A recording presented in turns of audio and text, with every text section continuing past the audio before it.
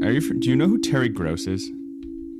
I do not know who Terry Gross is. So Terry Gross is an NPR host that hosts a show called Fresh Air. And so basically it's kind of like, I don't know, it's more like arts and pop culture. So she'll interview, although she does politics too, I guess, but really it's mostly like arts and pop culture. So she'll interview authors, she'll interview like film directors, she'll interview actors. I bet she's interviewed Lady Gaga before. But the reason I bring that up is because we were just talking about our microphone setups and setups. I guess that's right. It's felt weird coming out of the mouth. Our microphone setups and our computer. And she did an interview once where she said that when she does her interviews, again, she does NPR, so it's radio. And so she doesn't see the person that she interviews. She just like has them essentially on the phone and has her producer or whatever. And she just like is sitting in the sound booth, like not seeing the person that she's interviewing. And so she just listens. So I'd be curious what that's like if we were to. I mean, I look at myself the entire time we're recording. You don't even look at me. I'm kidding. Fair enough.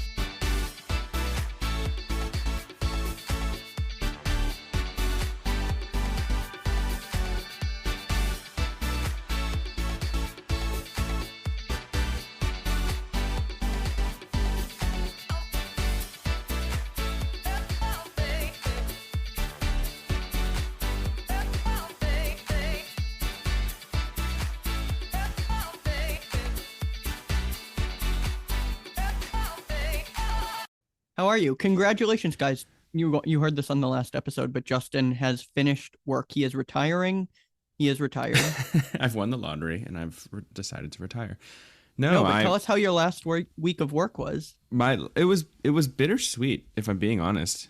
I mean, I don't know if you're looking for a fun answer, but no, I'm looking for an authentic one. Yeah, it was bittersweet because you make relationships with these families, with these kids that you're working with, and then I'm not good at change. I'm not good at goodbyes, and so I'm guiding them through a goodbye that they didn't really want to happen and didn't know was happening until a few weeks before. So it was tough. It was tough. I mean, I'm ready for my next chapter. I'm definitely excited to relax and get some R&R for a bit, but it was definitely bittersweet, not only leaving the youth that I work with, but also the families that I work with. So I don't know if anyone will stumble upon these. I kind of hope that no one ever stumbles upon these episodes. That would be They're something. Like, oh, he was never a professional. Yeah.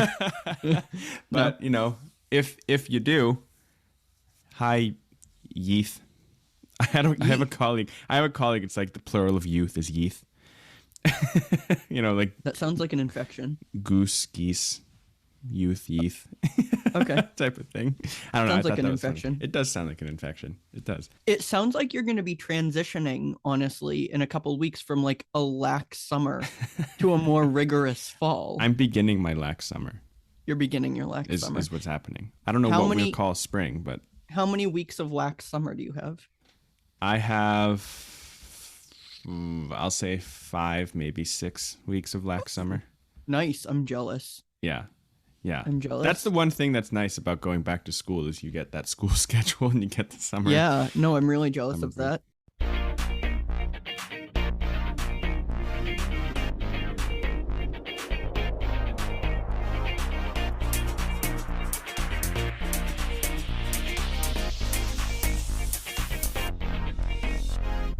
How are you? I don't think I asked.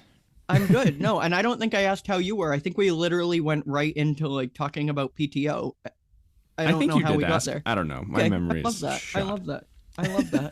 What a good person. What a good pair we are. Pear?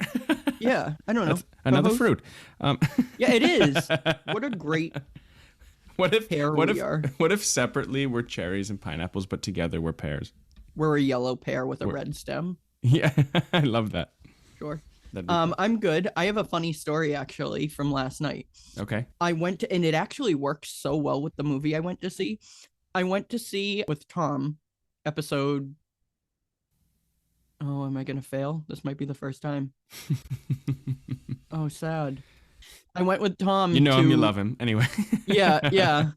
We went to see the new Jennifer Lawrence movie, No No hard Hard feelings. Feelings, which Yeah. is a comedy, which I usually don't do comedies, and it's like an adult Which is comedy too, strange which I to me, but keep going. You also don't see usually don't do. comedies. Yeah, well, I was nervous about it because I was like, okay, the plot of the movie is that she's hired by this 19-year-old's parents as a 32-year-old woman to date their son and I don't know, bring him out of his shell and have sex with him, which is like, I didn't love that. I was like, okay, I know he's So 19, but she's like, like prostituted out? yeah, by the kid's parents. So I Interesting. was like, I don't love that. I didn't love it more because I You know know, like a they're feast for both comedy. legal. It's just Well, there's so yes. much comedic material to come Yeah, out of well, that. yeah. Yes, but I was just like, like I know they're like both legal adults, but that doesn't seem like this seems like there could be trauma. But I know it's a fake movie. I'm aware. But anyways, I was a little hesitant about it, but it was actually one of the best movies I have seen. They did this year, not ever, but they did a really You great should get job with Nick it. back from the Oscar episode. It was fun. I know, right? No, but it was so funny and well done, and it wasn't overly raunchy for the sake of being raunchy. Like it didn't Hmm. try too hard. Like it wasn't even that dirty, and it was actually like I almost cried at the end. Oh, But that's not the funny story. I don't, but it ties in because she was a lot older, and there's a scene in the movie where she like goes to this like party, and people are like, "Sorry, ma'am," or like, whose mom is this?" Like just, but anyways, I was driving there and I was in my neighborhood and I got stopped by these like little girls. They couldn't have been more than 7. And they flagged my car down and I thought they were doing a lemonade stand. And I was like, I have to, if there's one thing you should know about me, I must stop at every stand I see because when I was their age, I harassed the neighbors. Like it could have been lemonade, it could have been a folded up piece of paper, and we called it a fan. I'm not kidding. We sold those. We went door to door with we meaning my friend and I went door to door. I had my violin, he had his trumpet or whatever the hell he played, and we were like, "Can we play for you for I don't know." Like, yeah. So I like tortured caroling, but the neighbors. with Yes, your but with instruments. yes, in 3rd grade with, 2 third graders who didn't know how to play their instruments. I Yeah, wish it was there's bad. video evidence of this. That probably would have been so funny. Yeah, well, no, and then when I got too old for like the lemonade stand thing, and my sister was still in the age range, I would manage the stands. So I would do the sign and I'd be like, all right, you go stand out there. I'll help and like we'll do this. Or, like, and with her friends too. I also learned, for if there are any kids out there that are listening, probably not. But if you say the lemonade is free instead of pricing it, because when you price it at like $1, people are like, oh, that's so expensive. It used to be 25 cents, blah, blah, blah. If you say it's free and you're accepting tips, they usually give you a lot more. That's how you get $5 out of someone. But anyways, You have a I business stop. degree. I stop, right? And they were like, oh, we're selling. And I was like, in my head, I'm like, you're speaking to like I don't even know, originator of this scheme. I don't know. They were selling You're like, this is my territory. I don't think you basically understand their that. junk. Their junk is what they were calling it. It was like they had like stuff that they found around their yard. Like literally, like it was like It's like a little yard a sale. football. No, it wasn't even. It was in a box. It was one box. It was really cute. And I'm like, oh shit, I don't have ones, and I stopped. So now I have to give the money. I'm like, I only have 20s in my wallet. Oh shit. But I didn't. I had ones. Do you take Venmo? Yeah, right. No, but they're like, we're selling things. Do you have? So this is where it ties into the movie. I'm like, I'm in a rush, but like I want to give you guys money because I remember doing that and it was such like that was one of my favorite things to do. And it was such an awesome feeling like when an adult was like, here's $5, whatever. Like that was a lot of money back then for a It kid. means a lot. Yeah. So I wanted to do that. So I did it and they go, are you sure you don't want anything? And I was like, no. They go, do you have kids? That was the point where I got out of my Sir? car and laid in front of it. No. As it rolled over you. Yeah, no. I was like, no, I don't. And then it was funny. They were like, do you have girl kids? And I was like, still no. I But love it how, was- do you have kids? No. Oh, but you have girl kids. Yeah, yeah. You Do have I look daughters. like I should have children? I am Do 25. you look like? No, I don't. I mean, No, but in their defense, anybody that was even like 13 or above was old when I was a kid. So I had a youth that said I was 35. Yikes. So I'm sorry to hear that. But it was just funny because that exact thing happens in the movie, and I didn't know that when I was on my way. But yeah. But That is honestly, I will still continue, even after this experience, I will still continue to stop because I'm telling you, if they could be selling their shit, they're from the yard, their dogs like shit, and I would feel obligated to buy it because I terrorized my neighborhood as a kid. I can't believe you did. You said you went door to door. Well, we went door to door. So you went door to door. You played your instruments really bad, and then asked them for money. Oh, we asked for the money beforehand. We didn't. Oh, I thought you just like. No, and it was not just me. And then was like, all right. No, all right, pay up. Cough it up. Cough it up. I don't know which is worse. But yeah, no. So I got called old by a 7-year-old or however old that's funny. She was. I don't know. I used to do that too. I would sell lemonade, or actually, I think it was Crystal Light. So it was sugar water, which is even worse. I love that. It was even worse.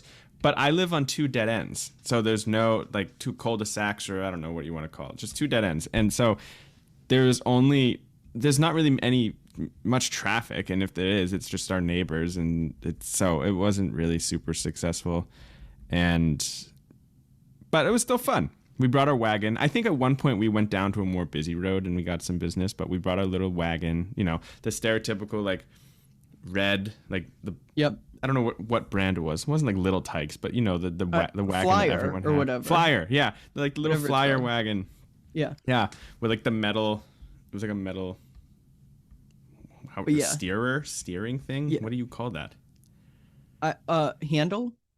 Is it a handle? I don't know. I can't find my words today. Apparently. All I'm saying is it's a humbling experience to be on the other side of the wheel. Being in the car, being the one paying for the mediocre and being sugar water, and being asked if you have kids. Siri, play Siri, play What Hurts the Most by Rascal Flatts. And Cascada, who does the better version of that, but anyways. But yeah, that was my experience. I also went and saw Elemental by Pixar this week. Oh yeah, I heard that got not so great reviews. It had a horrible, apparently Disney's worst opening week ever. I thought it was great. I think Onward was worse. Was it? I don't know. Isn't Onward Pixar too? Well, Onward came out like when we all thought we were never going to leave the house again, like right at the very beginning. That's very true. So they really, got the short end of the stick. But I thought Elemental was really good, and it did a great job. I don't know if you know like what it is about. It's like fire and water and them trying to coexist, right? Like the actual elements. Yes.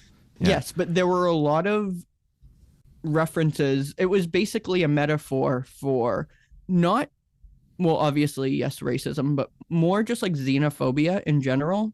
Oh, interesting. It was great. I thought they did a really great job, and yeah, no, I liked it. It was cute, and I almost cried in that one too.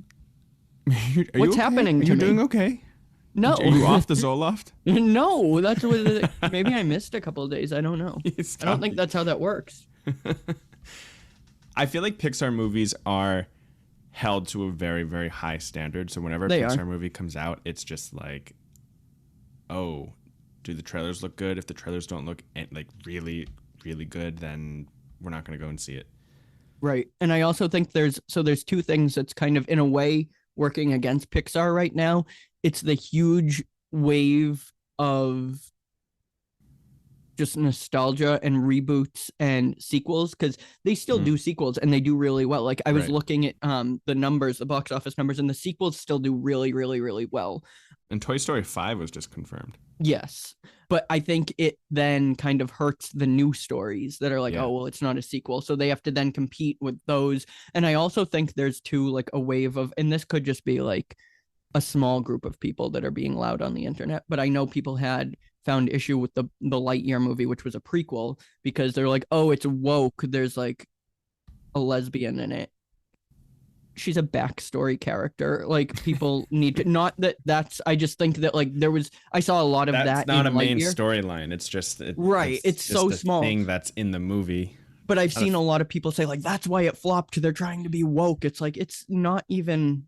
And even if it was, like, I'm sure that's why a subsect of people didn't see it, but it's not. Right. But that was I felt like that was such a loud story on the internet. But it didn't need to be. when it didn't. Well, yeah, of course. And I feel like similarly, like, oh, Elemental might be like, I feel like there's a select few. They're like, oh, Disney and Pixar, they're trying to be like woke now. It's Hmm. like they've always been trying to tell stories for children that are um I feel like it's like helping children grow. Like I feel like they've always been in that. Like they've never been like, all right, now we kill them. Like, well, I guess they Well, did that in unless it's a Finding Nemo. Disney princess movie or something like that, you know, I True, feel like. true. But those are all stories that weren't created by Disney necessarily, right? They were all like based on fairy tales, at least the original ones.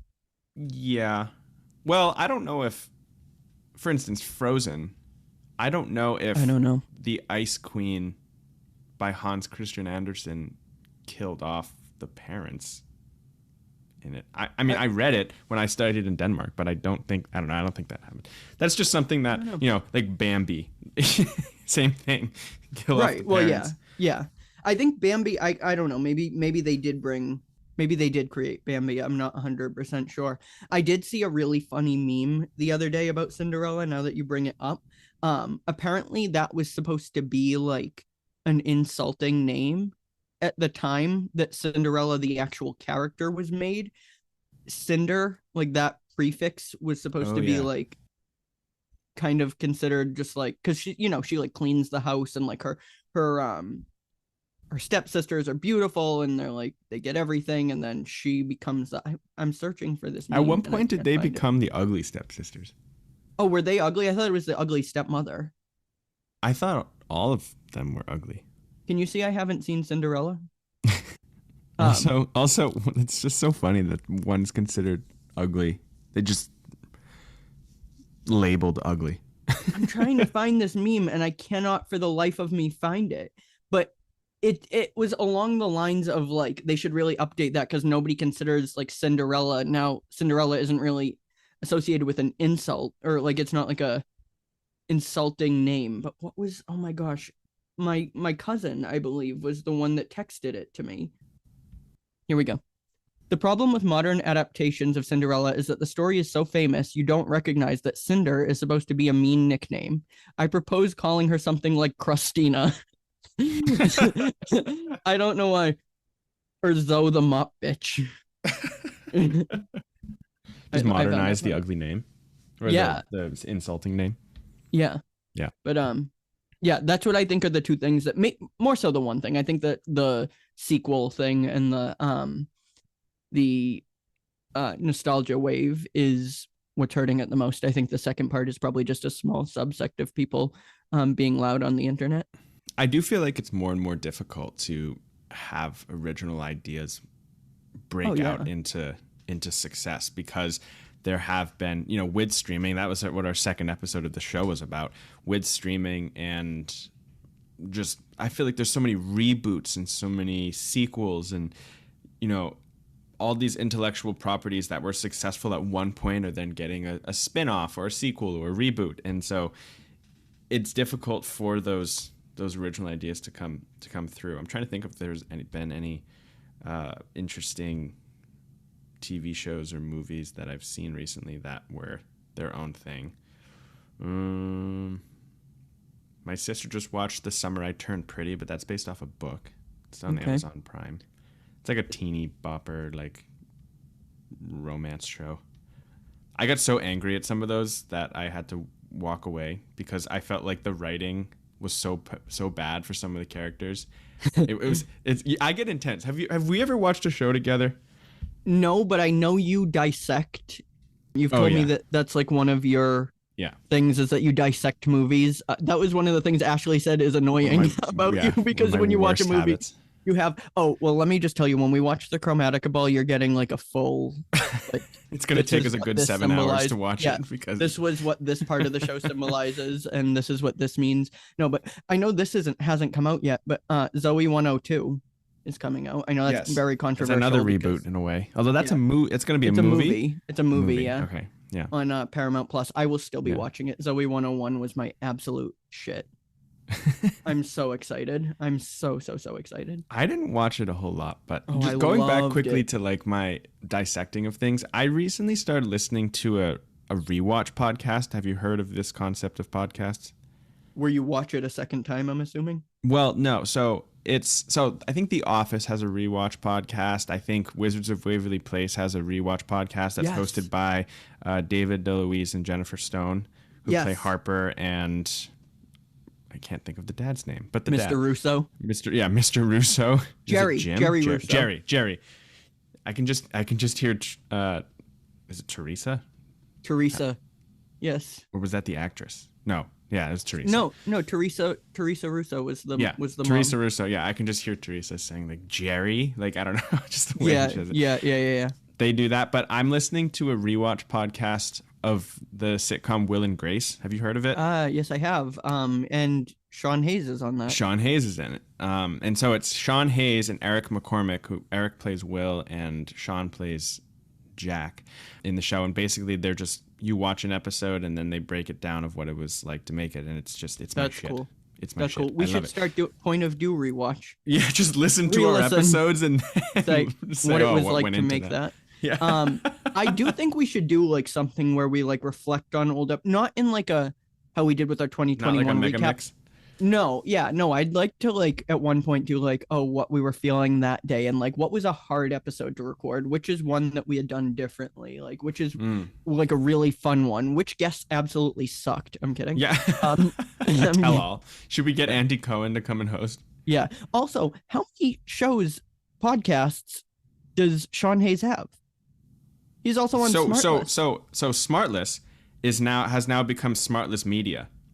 And What? Will Arnett, Jason Bateman, and Sean Hayes have now created this podcast media company that has sparked all these different podcasts. So Sean himself is on 3 because he's on Just Jack and Will, which is the Will and Grace podcast, rewatch podcast that I started listening to, Smartless, and Hypochondriactor, which is about medical things, medical stories. I've heard about that one. You've told me That's about been it. their like most successful venture, they said. So they're just starting all these different podcasts and such. So Okay. let's use them as maybe we'll be picked up by Smartless Media. I don't know. Point if of we will. Dan. Point of Dan. Yes. That's Point of Dan Media. That's Yeah. Well, media, or he can do a spinoff. Will we ever have a Point of View spinoff? I don't know. Probably not. I'm gonna guess not. Probably not. Probably not. Let's stick with the main show. Let's just grow this. Yeah, we just do are. that. We're doing a great job. Yeah, we are doing well. But speaking of that, we're halfway through this year. We are, which is wild. We're more than halfway through, actually. If we were to do around 20 episodes, we're on like this is I think number 12. Like I know it's number 73, but I don't Yeah, remember. 'cause I think we 62, started the 63, second week of January. 71, 72, 73, 74. So 13. This would be number 13. Which, to put that in context, that would be like having Nick Staker on in our first year. Because he was episode 13. Oh, okay. Yeah. And we talked about Pixar in this episode. Look at this full Look circle at this moment. Full circle.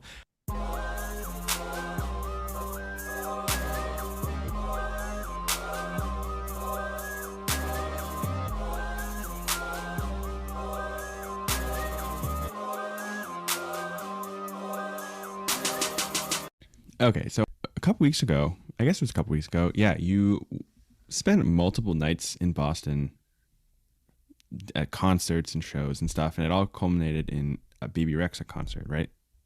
Is that right? Yes, multiple nights in Boston. Yes.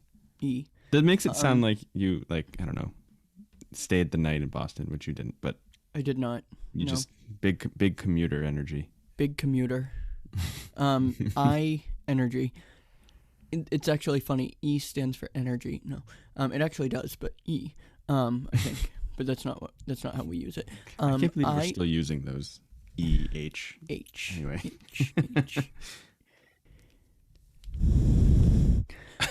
Can you tell we're recording now in the morning because we split this recording session up, and I feel like we're just much lower energy than we were Yes. in the earlier part of this episode. So E. we might cut that out, but we'll see. Maybe. It'd be kind of funny. Not.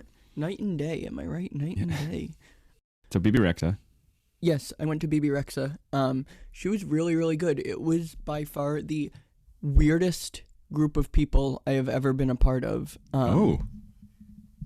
For a crowd. Mainly, And you've been part of some weird crowds. this one was strange. In what way? First of all, the person behind me said it best. You could not pinpoint the vibe of that crowd.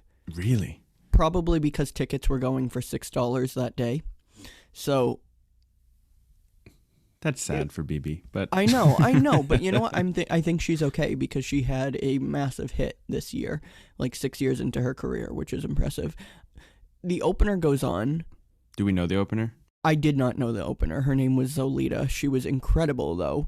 She was also gay, which I did not know until I saw that she was selling pants at her merch booth that said "Life is so gay" and "gay ass" on them. So I did not purchase, but still and not I still obvious. didn't know. Still not yeah, obvious. no, it We still don't was know. not obvious for me. It wasn't obvious for me until she said "Happy Pride Month." This song is dedicated to my girlfriend, and I was like, okay. Again, could have been great friends. Yeah. No, but Great ally. she was really good. But anyways, she does her thing. She sings 20 Questions. I don't know if you know that song. I Never did heard not of know it. that song. I hadn't either. But apparently some people know it. She goes off, and then this couple shows up, like after the opener goes on, and they start just pushing, like to the front. This couple was like easily in their 60s, which was like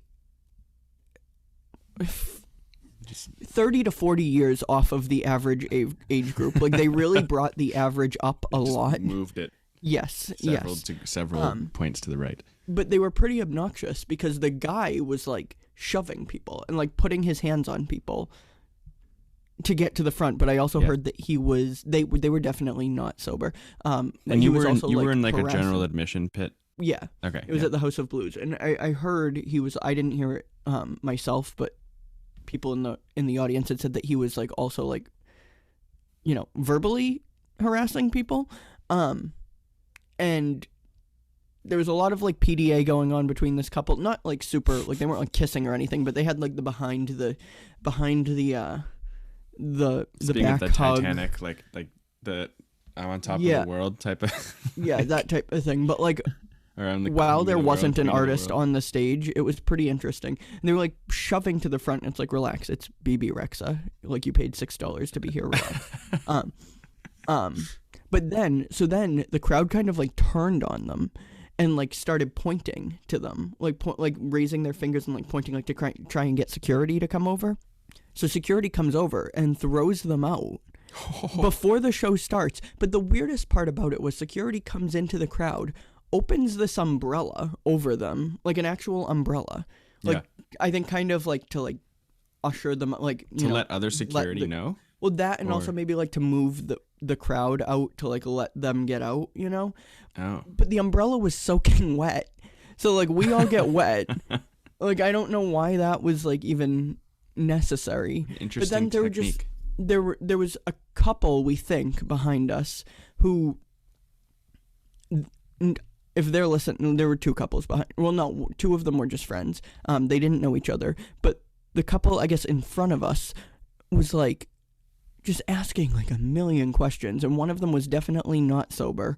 Were they an older couple too? No, they were younger, but they kept asking the group behind us, the pair of friends behind us, like, "Are you guys like together?" And it was a boy and a girl, and they were like, "No, we're just friends." And he was like, "Are you gay?" And he was like, "No, I'm just straight." Asking to you? Yeah, no, to the guy behind us with his friend. Okay. And he was like, "No," and he was like, "Okay." He must have asked him like 4 times, and then he was like, "Sorry, we're interviewers." And the normal guy was like, "What do you interview for?" And he was like, he couldn't answer. He kept calling her Bubba Rexa. I don't know if he was like trying to be funny or if he was just. So then, did you pull out your microphone to get the audio for the show? I should have. Meanwhile, it's pouring, and we're outside in line for this. Oh, so you're not even inside yet. Yeah, I contributed to the strangeness of this crowd because my shoes were lighting up different colors as I'm standing in a puddle. Were those safe? No. For a wet. I think so. They did plug in, but they plugged in when they were dry. That's how you charge them. Right. But yeah, so that was my experience with the show, and apparently the crowd the night after us in New York was weirder because Someone was arrested. yeah, for throwing his phone. And I thought it was like, honestly, people do that sometimes at shows. Like they'll throw their wallets up on stage because it's a way to like, they think, meet the singer or the performer because it's like, well, they have to get the wallet back. Usually I'm going to go out on a limb and say security is the one that just gives it back to them. The last concert I was at, someone threw their bra and then the artist signed That was it. me. That was me. The artist signed it and was like, whose boobs are these? Do you want me to sign it and give it back to you? And then he signed it and threw Who was threw the this? bra back. The artist? Yeah. Quinn 92. I don't know who that is. I'm sure you've heard at least one of his songs. I'm assuming it's not that like Christian rock group that you went to at one point. Need to Breathe? Need to Breathe. No, it was it's not. Need to It's Breathe. not Need to Breathe. Yeah. It was funny though. He's like, whose boobs are these? Yeah. They were mine. But yeah, so. But yeah, she got a phone thrown at her. And I thought it was like, he was like, or like he wanted her to like take a selfie or something. Cause like that happens as strange Do as. my be real. Yeah. And like as unsafe as that is, it does happen at concerts. No, this guy, his like response that he gave, I don't know. The people who arrested him, I don't even know. He said it was intentional and he thought it would be funny if it hit her in the head. Yeah.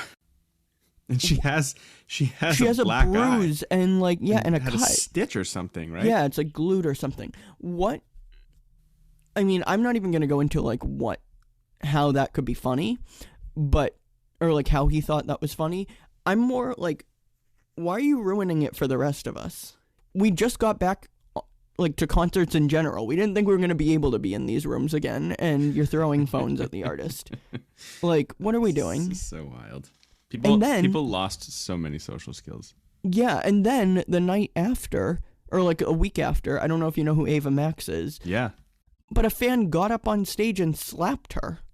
Like, what is that? People don't know how to conduct themselves for live entertainment anymore. That's what I'm saying. Like, I don't know what.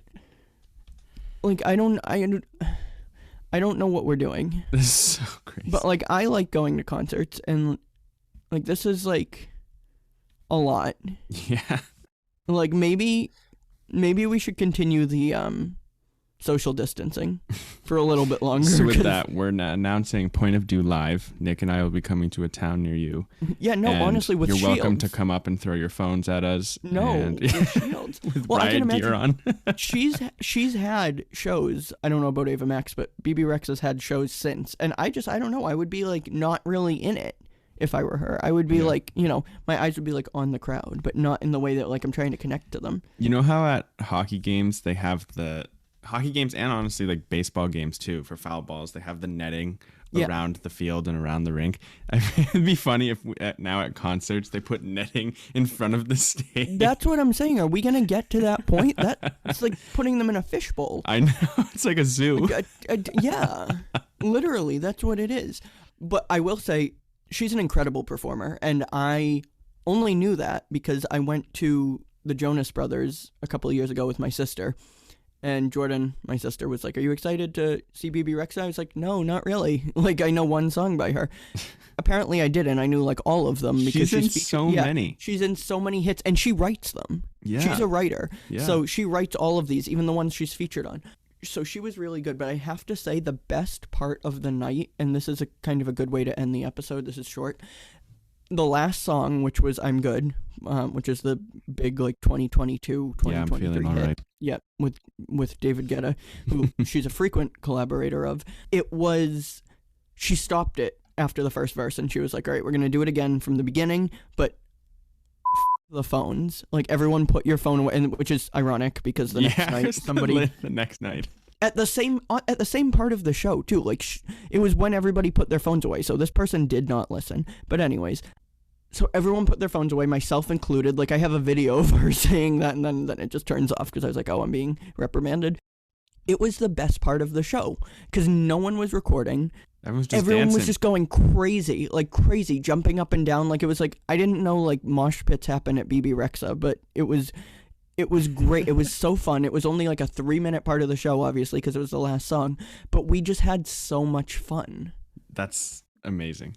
It was awesome. So I highly recommend, and it was almost like, it gives testament too to like not faking being happy. Again, I would never want somebody to fake being happy, but like if you're in a horrible mood, just like dancing, it's kind of like the opposite action thing. Like when you're not feeling great, like go do fun things anyways if you can.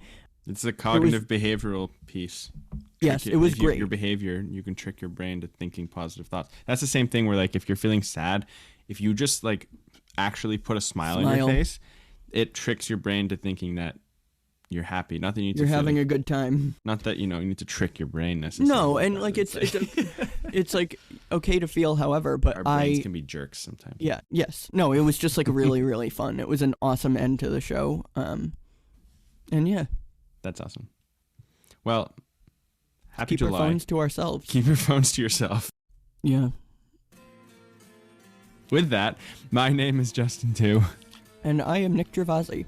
And you can reach us at our email, pointofviewpodcast@gmail.com, and on our socials, Instagram, Facebook, and TikTok at Point of View Podcast, and Twitter at Point of View. If you enjoy our show, make sure to follow the podcast and give us a rating or review wherever you get your podcasts, or share us with a friend or family member. We really appreciate it and are truly grateful for your support. As always, we hope you have a great 2 weeks. Thank you for listening, and until next time. H.